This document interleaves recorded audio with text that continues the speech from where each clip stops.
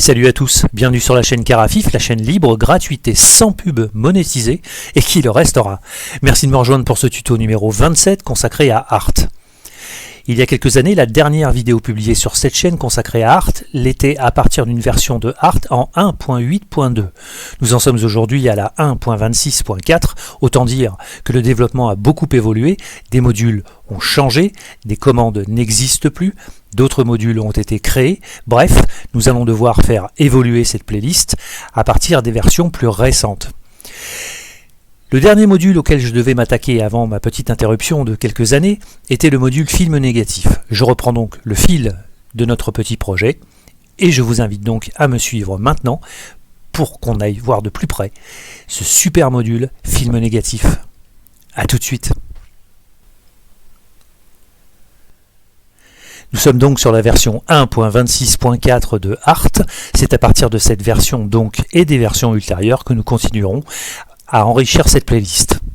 Aujourd'hui, le tuto numéro 27 est, comme je vous le disais en introduction, consacré au module film négatif, un module qui, comme son nom l'indique, va vous permettre de développer, d'inverser, pour rendre une image positive d'un négatif argentique. Module très pratique si vous faites encore de l'argentique, que vous scannez vos nègres ou que vous les photographiez pour en faire des images numériques, exploitables et tirables. Nous avons donc à notre disposition deux négatifs, un négatif noir et blanc et un négatif couleur pour faire le test sur les deux types de négatifs que l'on peut rencontrer. Je remercie au passage l'ami JPG54 Jean-Paul Gauche, très sympa, qui a eu la gentillesse de me les faire parvenir pour ces tests. Jean-Paul que vous connaissez tous si vous vous rendez régulièrement sur le forum d'Art Thérapie ou bien encore de celui de Lumix ou de Darktable. Nous allons donc nous rendre dans l'éditeur et nous allons attaquer le développement d'un négatif noir et blanc, pour commencer. A tout de suite.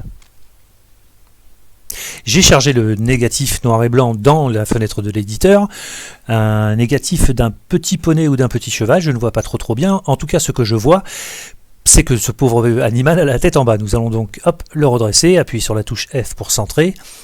Visiblement, il y a un petit problème d'horizontalité, on va corriger ça tout de suite. En refaisant une petite ligne légèrement inclinée pour lui donner, voilà qui est bien. Et puis on va cropper et virer tout ce qui ne nous intéresse pas sur cette image. Autant garder que ce qui sert. Le rapport est encore fixé, je vais le décocher pour pouvoir descendre jusqu'en bas et récupérer un maximum d'images. Voilà qui est fait. Je croppe et mon négatif est prêt à être développé.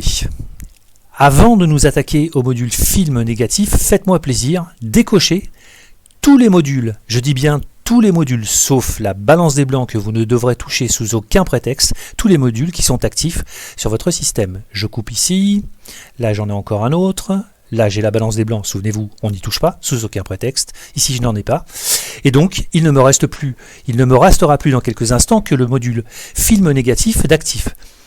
Si je vous fais faire ça, c'est tout simplement pour que vous voyez d'une part la puissance du module film négatif et son efficacité, et d'autre part, pour des raisons de pile, pour éviter que les réglages du film négatif ne soient perturbés. On en reparlera tout à l'heure. En attendant, je clique sur le module film négatif et hop, instantanément, le module me livre une version positive de mon négatif, donc l'inverse.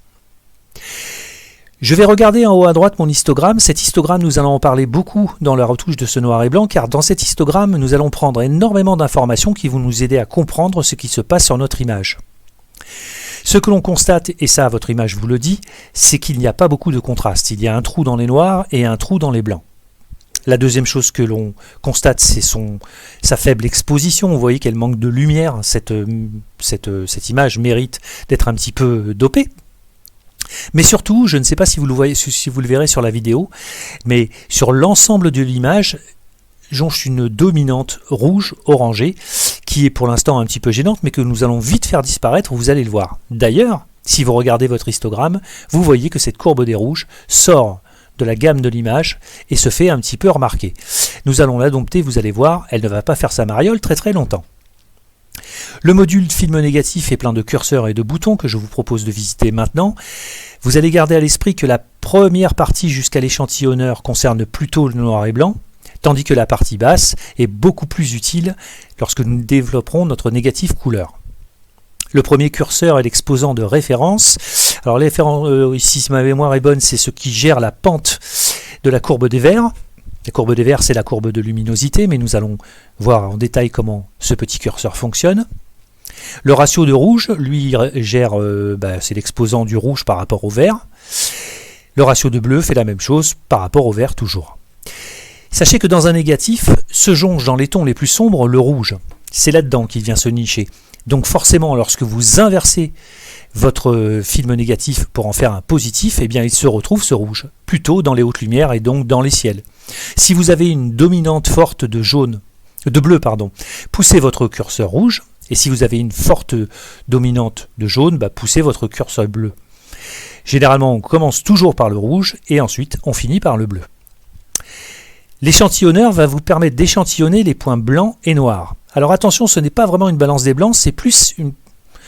Allez, on va appeler ça un caleur d'histogramme. C'est ce qui va permettre d'encadrer la gamme tonale de l'image en fixant ce qui est le plus sombre de ce qui est le plus blanc, de manière à pouvoir bien répartir la gamme tonale de l'image. Je vais cliquer dessus et je vais venir chercher ce qui me semble être le plus blanc, peut-être le museau de ce cheval. Je vais cliquer ici et le point le plus sombre dans ce petit trou là-bas. Tac! Et vous voyez qu'instantanément, regardez, c'est magique. La dominante de rouge a disparu, nous avons une image beaucoup plus homogène, et lorsque vous regardez votre histogramme, vous voyez que nous avons dompté cette courbe des rouges, les verts et les bleus se confondent et épousent quasiment l'histogramme de cette image. Il manque encore pas mal de noir et pas mal de blanc, nous avons un problème toujours de contraste, mais ça votre image vous le dit, et nous avons toujours ce petit problème d'exposition. Mais ce n'est pas grave. Je vous propose donc une méthode pour le noir et blanc, attention, pour le noir et blanc, en 3 étapes. La première, c'est d'échantillonner le point blanc et les points noirs pour obtenir le résultat que nous avons devant les yeux. La deuxième opération, vous touchez au curseur d'exposant de référence. Alors l'exposant de référence, plutôt que de vous faire des nœuds au cerveau, considérez-le comme un curseur de contraste. Pour mémoire, le contraste, c'est l'écart qu'il y a entre le blanc et les noirs sur une photo, sur les tons les plus clairs et les tons les plus sombres. Moins votre image est contrastée, plus les blancs et les noirs se rapprochent et finissent par se confondre dans le cœur de votre histogramme dans une nuance de gris, ce qui donne des images généralement très plates et avec peu de relief, tandis que plus vous poussez le contraste, plus votre blanc et votre noir s'écartent sur votre histogramme pour aller toucher les bords, et plus ceux-ci se distinguent. On parle donc de contraste. Ce curseur d'exposant de référence va agir exactement comme un curseur de contraste, et c'est ce que nous allons faire maintenant. Et pendant que je vais bouger le curseur, faites-moi plaisir, regardez ce qu'il se passe dans l'histogramme, ça vous aidera un petit peu à comprendre.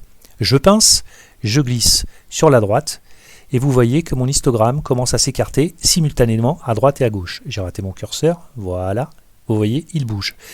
Je vais m'arrêter ici, parce que je vois que je commence un petit peu à toucher sur les bords dans les noirs. Vous voyez que nous avons densifié notre contraste, il manque encore un problème d'exposition, et nous voyons bien qu'il nous manque un petit peu de lumière par là. Ce n'est pas grave, nous allons passer au troisième point à traiter en noir et blanc, c'est le niveau de sortie. Voyez ce niveau de sortie comme un curseur d'exposition, il va se comporter exactement de la même manière. Regardez toujours, lorsque je vais bouger le curseur, l'histogramme en haut, je pousse, et vous voyez que mon histogramme, hop, se déplace vers la droite et vous voyez à mesure que mon image s'expose correctement. Maintenant que j'ai exposé un petit peu plus et que j'ai décollé un petit peu mes noirs, je vais peut-être pouvoir rejouer encore un peu sur mon curseur d'exposant de référence et récupérer encore un peu plus de contraste. Voilà qui est fait, peut-être pas autant. Voilà, comme ça. Regardez comme cette image est belle. Pas mal, non ? Ah, je suis en train de me rendre compte que nous avons, je ne sais pas si vous le verrez à la vidéo, une petite nappe colorée. Cette nappe colorée, nous allons la faire sauter très facilement, ce n'est pas grave, ça arrive quand on corrige un peu des négatifs comme ça. Je vais donc maintenant me rendre dans le module, les ajustements lab, car ils sont situés plutôt en fin de pile, donc après. Je vais couper la chromacité, voilà, ma petite tache a disparu, et voilà, un petit cheval absolument superbe, c'est une belle photo. Avec une petite touche très argentique, très nostalgique, qui est vraiment très jolie. Vous voyez que nous avons une image équilibrée, jolie, avec un beau contraste et une belle lumière. Voilà comment fonctionne en noir et blanc ce petit module. Avouez que c'est quand même assez facile de s'en sortir. Allez, on va voir maintenant, avec un négatif couleur, que les choses sont peut-être un tout petit peu plus compliquées, mais pas trop. A tout de suite. J'ai chargé mon négatif couleur dans l'éditeur et je vois que nous sommes face à des pots posés sur des sellettes, mais comme notre petit cheval, ces pots sont à l'envers, nous allons donc les remettre hop, dans le bon sens, voilà qui est fait, avec toujours la petite touche F qui va bien, et nous allons nous attaquer maintenant à la retouche de ce négatif, mais avant, comme tout à l'heure, nous allons couper tout ce qui concerne les modules actifs, tous sauf la balance des blancs, voilà. J'active mon film négatif, clic, et voilà. C'était bien des pots posés sur des sellettes. De la même manière, nous voyons que notre image a une belle couleur, hein. C'est une image couleur, mais nous voyons quelques petits défauts, pareil, une petite chute de contraste qui n'est pas terrible, et puis bien sûr une exposition assez faible. Je note quand même que ici, là, dans ces sellettes là, je vois un petit peu de magenta là, qui risque de nous embêter encore un petit peu. Ce que je vois aussi également, c'est que nous avons un petit effet de barillet, là, il y a une déformation, parce que si vous regardez la traverse horizontale de cette menuiserie aluminium et l'angle du poteau, on a une belle déformation, on verra ça à la fin, tranquillement. Je vais donc échantillonner mes points blancs et mes points noirs. Alors là, par contre, allez savoir ce qui est blanc de ce qui est noir, on va essayer ceci, hop, et cela, voilà. Donc on a calé en gros notre gamme. Maintenant nous allons passer au deuxième, l'exposant de référence. On va essayer de récupérer un petit peu plus de contraste sur notre image. Et nous allons pousser le niveau de sortie. Jusqu'à présent, rien ne change. Je pousse, j'expose donc un petit peu plus mon image. Voilà. Je vais pouvoir, comme tout à l'heure, jouer sur le curseur de contraste. Et nous commençons à avoir une image, ma foi, assez équilibrée, seulement en 3 clics. Je vois qu'il y a un petit truc là qui me gêne. Si je clique, voilà, ici on a quand même des petites zones un petit peu cramées. On va devoir les corriger très, très rapidement. Je décoche. Maintenant, les deux autres curseurs qui suivent sont les curseurs froid-chaud. Comme leur nom l'indique, si c'est trop froid, vous tirez vers les jaunes, vous allez réchauffer votre image. Si elle est trop chaude, vous allez tirer vers les bleus pour la refroidir. Et ce petit curseur assez classique magenta vert va vous permettre d'aller corriger des petites dérives de couleur. D'ailleurs, la dérive de couleur magenta, on la voit quand même assez présente. Et ici, bien sûr, nous avons un curseur, cette fois-ci de balance des blancs, puisque nous sommes sur de la couleur que l'on peut avec lequel on peut s'essayer à quelques petites pipettes pour voir si nous trouvons des zones qui nous fileraient une meilleure balance des blancs. Ce n'est pas le cas ici. C'est peut-être plus le cas là, encore que le magenta ressort bien. Je n'arrive pas à trouver de zone assez blanche ou en tout cas assez grise dans cette photo. Peut-être ici. Non, pas plus. Là, non. Écoutez, on va rester sur les sellettes.